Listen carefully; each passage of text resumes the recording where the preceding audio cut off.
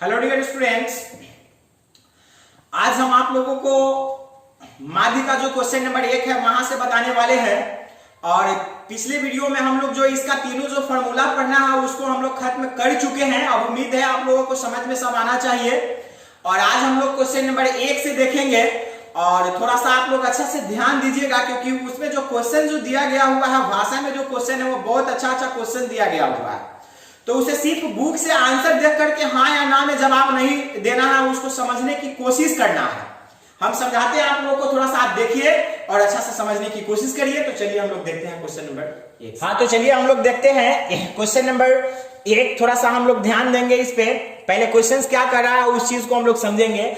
दिया गया हुआ है, क्या यह आवश्यक है कि समांतर माध्य दिए गए चर मानों में से ही एक है। मतलब इसका मतलब यह हुआ कि जैसे हम लोग क्वेश्चन जो सबसे फर्स्ट वीडियो में देखे थे, जैसे हो गया 4, 2, 6, 3, 5, 1 का माध्य ज्ञात करें। मतलब इस टाइप का क्वेश्चन रहेगा और कह दिया जाता है माध्य ज्ञात करने के लिए। तो क्या जब हम लोग माध्य ज्ञात करते हैं तो क्या यह जरूरी है कि जो हमारा माध्य मतलब कि जो आंसर आता है वो इसी में से हो या अलग। तो हम लोग देखे हैं, कई बार हम लोग देखे हैं कि जो हमारा माध्य जो आता है वो अलग से भी आता है। मतलब यहां से भी हो सकता है और मतलब इसमें से भी कोई संख्या मिल सकता है और अलग से भी आ सकता है। नहीं, जैसे इसका ही माध्य हम अगर ज्ञात करें, हम लोग यहाँ पे लिखे माध्य बराबर, तो सभी परीक्षणों का एक फल बटे सभी परीक्षणों की संख्या, मतलब सभी को जोड़ देना है। तो 4 + 2 + 6 + 3 + 5 + 1 का बटा कितना हो जाएगा, 1, 2, 3, 4, 5, 6 है तो नीचे दे देंगे 6।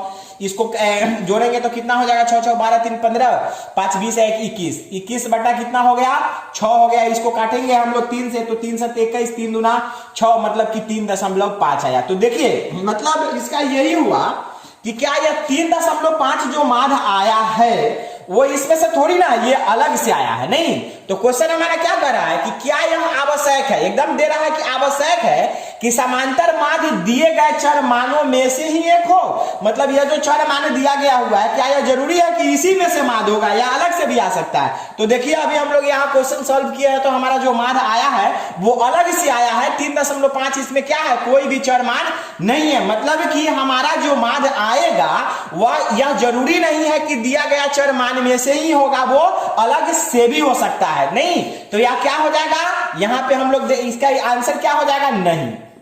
ध्यान दीजिए थोड़ा सा, इसका आंसर क्या हो जाएगा, नहीं। क्यों?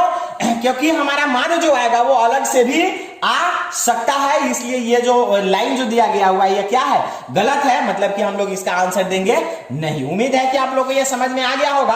अब हम लोग देखते हैं क्वेश्चन नंबर 2। क्वेश्चन नंबर ये 2 है, इसको थोड़ा हम लोग एकदम आराम से समझेंगे और ध्यान देकर के इसको समझिएगा, नहीं तो फिर जो है कि दिक्कत हो जाएगा। जिस टाइप से इस पे भाषा दिया गया हुआ है ना, तो थोड़ा सा अच्छा से हम लोग समझेंगे। ये बहुत ही मतलब कि अच्छी क्वेश्चन है। हम लोग देखते हैं ये क्या दिया गया हुआ है क्वेश्चन कि क्या खुले सिरे के वर्ग अंतरालों की स्थिति में समांतर माध्य का परिकलन मतलब कि निकालना कठिन है यदि वर्गों को अतिव्यापी नहीं बनाया जा सके। तो यहां पे थोड़ा सा ध्यान दीजिएगा, ये क्या लिखा हुआ है, ये सब अतिव्यापी नहीं।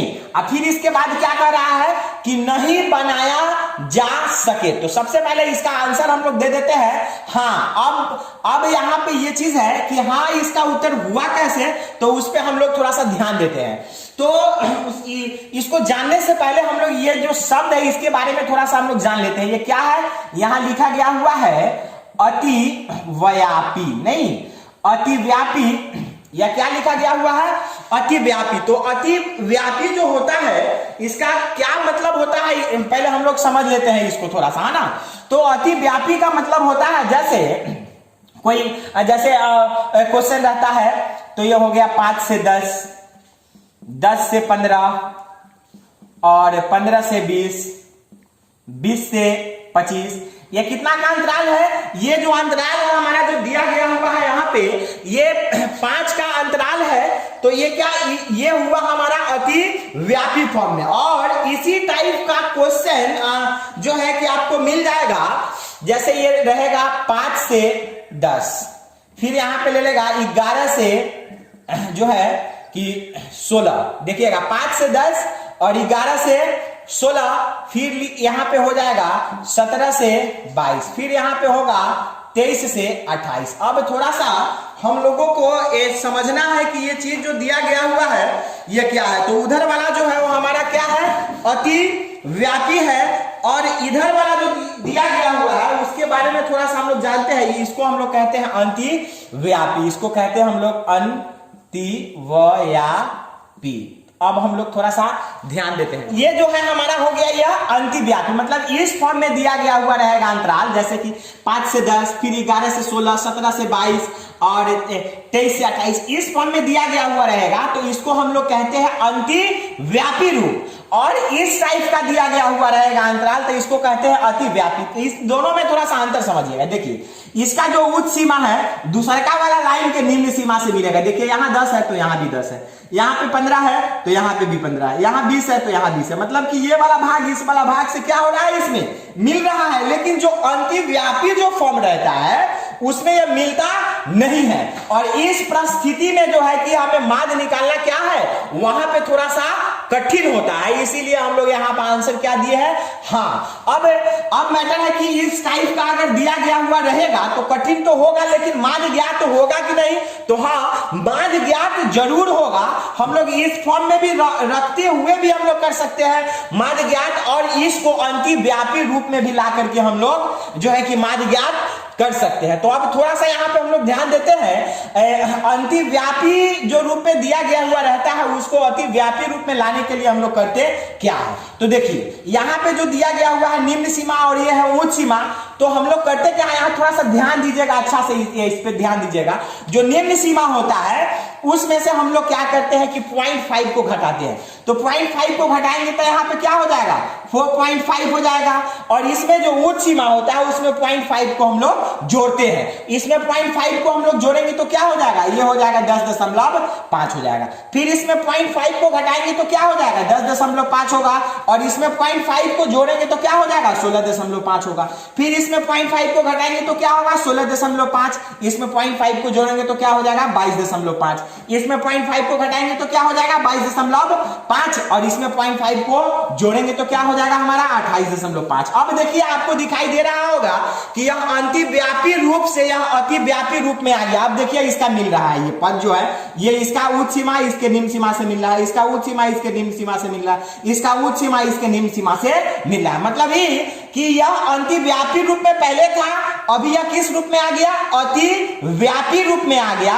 अब हम लोग आराम से जो है कि इसका माध्य जो है कि ज्ञात कर सकते हैं, इसमें कोई कठिनाई नहीं होगा। लेकिन इस रूप में रहेगा तो कठिनाई होगा। वहां पे एल निकालने का, इसकी जो मतलब बीच की जो लंबाई है वो निकालने के लिए हमको करना क्या उसमें पड़ता है, उच्च सीमा में से निम्न सीमा को घटा करके और प्लस 1 करना पड़ता है, तब जाकर के सही बीच की लंबाई इसकी मतलब वर्ग अंतराल की लंबाई निकल पाता है। और डायरेक्ट उच्च सीमा में से निम्न सीमा को घटा करके बनाते हैं तो हमारा यह क्या हो जाता है, ये गलत हो जाता है। मतलब कि यह अंतिव्यापी रूप में जब रहता है तो हमें क्या होता है, माध्य निकालने में कठिन होता है जब तक उसको अतिव्यापी रूप में नहीं लाया जाए। इसीलिए हमारा आंसर इसमें क्या होगा, हाँ दिक्कत क्या होता है क्योंकि दिया गया हुआ है कि आप खुले सिरे के वर्ग अंतरालों को की स्थिति में समांतर माध्य का परिकलन कठिन है यदि वर्गों को अतिव्यापी, देखिए यहाँ पे अतिव्यापी नहीं बनाया जा सके। तो हाँ कठिनाई होता है, उसको हम लोग क्या करेंगे, अंतिव्यापी को अतिव्यापी फॉर्म में लिया करके बनाएंगे तो कठिनाई नहीं होगा। इसलिए हमारा यह आंसर क्या हो जाएगा, हाँ। उम्मीद है आप लोगों को यह क्वेश्चन नंबर 2 समझ में आ गया होगा। अब हम लोग देखते हैं क्वेश्चन नंबर इसका 3। चलिए अब क्वेश्चन नंबर 3 देख लेते हैं। दिया गया हुआ है यदि वर्ग अंतराल समान लंबाई के नहीं हो तो क्या समांतर माध्य ज्ञात किया जा सकता है। मतलब दिया गया हुआ है यहाँ पे कि क्या वर्ग अंतराल समान लंबाई की नहीं हो, मतलब कि अलग अलग हो तो क्या नहीं हो तो क्या समांतर माध्य ज्ञात किया जा सकता है। हाँ इसका उत्तर क्या हो जाएगा, हाँ किया जा सकता है। क्योंकि बिना जो है कि वर्ग लंबाई जो होता है, मतलब बिना एल के भी हम लोग माध्य ज्ञात करते हैं। जैसे प्रत्यक्ष विधि हो गया, लघु रीति विधि हो गया, तो इसमें हमें एल की कोई जरूरत नहीं पड़ता है। मतलब कि बिना वर्ग लंबाई के भी माध्य को हम लोग ज्ञात कर सकते हैं। इसलिए यहाँ पर इसका आंसर क्या हो जाएगा, हाँ हो जाएगा। 4 नंबर क्वेश्चन दिया गया हुआ है, यदि वर्ग लंबाई समान हो, मतलब यदि वर्ग लंबाई समान हो, मतलब उसकी बीच की दूरी क्या हो, बराबर हो, तो पद विचलन रीति द्वारा माध्य की गणना की जा सकती है। बिल्कुल, इसलिए इसका आंसर क्या हो जाएगा, हाँ, मतलब जैसे यहाँ पे हो जाएगा 5 से 10, 10 से 20, सॉरी 10 से 15, 15 से 20, ये क्या है, इसकी लंबाई क्या है, सबकी लंबाई क्या है, समान है, तो इस फॉर्म में रहता है। तो हम लोग जो है कि जब माध्य ज्ञात करते हैं तो पद विचलन रीति से इस टाइप की जब क्वेश्चन आता है तो उसको ज्ञात कर लेते हैं कि नहीं, तो आराम से ज्ञात हो जाता है। इसलिए यहाँ पे आंसर क्या हो जाएगा, हाँ। फिर दिया गया हुआ है, क्या समांतर माध्य चर मानों को अनुचित रूप से महत्व देता है, मतलब यहां थोड़ा सा समझिएगा, दिया गया हुआ है क्या समांतर माध्य जो है, समांतर माध्य ऐसे वाला जो हम लोग निकालते हैं वह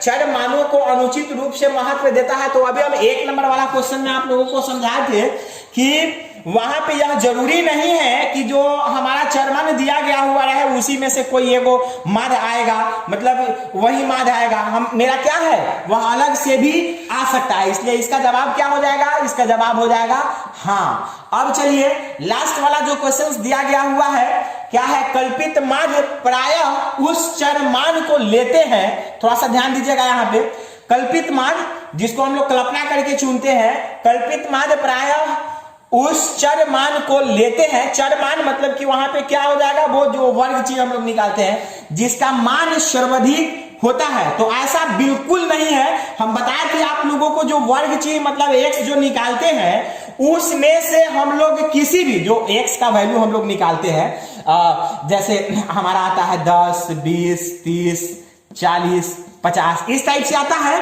तो इसमें दिया गया हुआ है कि कल्पित माध्य प्रायः उसी चर मान को लेते हैं जिसका मान सर्वाधिक होता है। तो सर्वाधिक इसमें क्या है 50, तो ऐसा कोई जरूरी नहीं है, हम आप लोगों को बताए थे कि इसमें से किसी भी वैल्यू को हम लोग ले सकते हैं, लेकिन ज्यादा आसान हमारे लिए कौन होता है, ज्यादा आसान बीच वाला जो वैल्यू होता है उसको हम लोग लेते हैं। तो हमारे लिए सोल्यूशन करने में क्या पड़ता है, बहुत इजी पड़ता है। तो बीच वाला को लेते हैं या इसके आसपास में इर्द गिर्द में हो, तो इर्द गिर्द में निकालने के लिए क्या करेंगे, सबसे बड़ा वाला को छोटा वाला को क्या करेंगे, जोड़ देंगे तो 60 हो जाएगा, और 60 को हाफ करेंगे तो 30 हो जाएगा। तो या तो 30 तथा 30 के आगे पीछे कोई भी 40 हो या 20 हो, इस सबको ले लेंगे। लेकिन यह जरूरी नहीं है कि सबसे बड़ा वाला ही हम लोग जो है कि कल्पित माध्य के रूप में लेंगे, ऐसा कोई जरूरी नहीं है। हम लोग किसी भी वैल्यू को इसमें से हम लोग ले सकते हैं, लेकिन ज्यादा अच्छा होता है कौन, बीच वाला जो वैल्यू होता है, माने मध्यम वैल्यू जो होता है वो लेते हैं तो ज्यादा आसान हमारे लिए होता है। इसलिए इसका आंसर क्या हो जाएगा, नहीं, मतलब कि ऐसा कोई जरूरी नहीं है कि सबसे बड़ा ही जिसका वैल्यू है वही हमारा कल्पित माध्य के रूप में होगा, ऐसा कोई जरूरी नहीं है। तो उम्मीद है कि आप लोगों को ये चीज समझ में आ गया होगा। अब हम लोग देखेंगे क्वेश्चन नंबर इसका जो है कि 2 है, उस चीज को हम लोग देखेंगे अगले वीडियो में।